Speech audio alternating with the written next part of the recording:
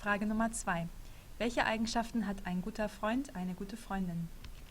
Achte hier auf Modalverben, Expressions of Time. Prepositions and Cases. Hier sind einige Ideen. Ein guter Freund sollte die gleichen Werte wie ich haben und viel Sinn für Humor haben, denn ich will viel mit ihm lachen können. Ich muss ihm vertrauen können und er darf nie etwas Geheimes weitererzählen. Er sollte immer für mich da sein und mir jederzeit zuhören und Ratschläge geben können. Er darf zu keinem Zeitpunkt eifersüchtig auf mich sein, sondern sich für mich freuen können. There we go. So we have modal verbs, lots of them. This is something that you can just pause the video and have a look at. But these are things we did at GCSE. Perhaps you probably did them in the first few months of learning German. Remember, they're still really, really good things to use. Just use them in different tenses here. You can do all sorts of different things with them. We've got lots of imperfects here, and they function. So sollte is an imperfect, but it functions as a conditional. So he should. And just whilst we're on the point of sollte, a quick question for you to ponder: why is it in all of these? Are we talking about specifically a male friend here?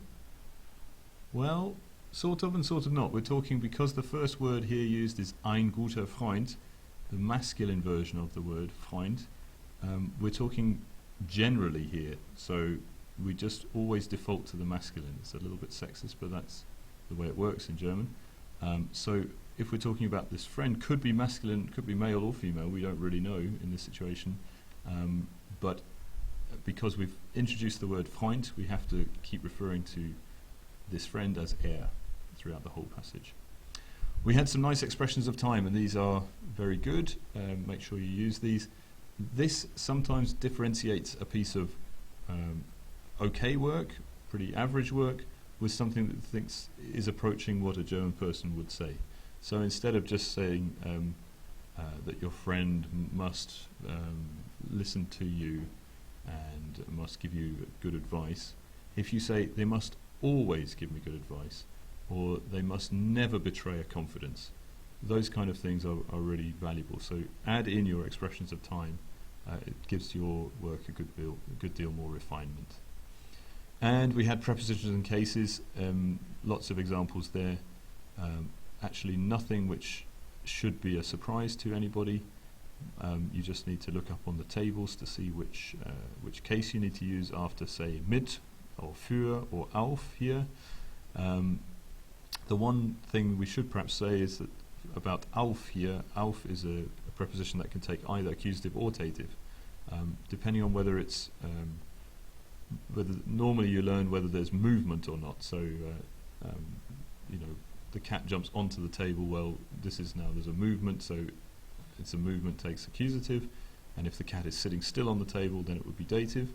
I'm just using that example because auf would be the preposition there for on or on top of or on to. But now we've got auf used in a non-literal sense. We're not talking about it being on top of or on anything.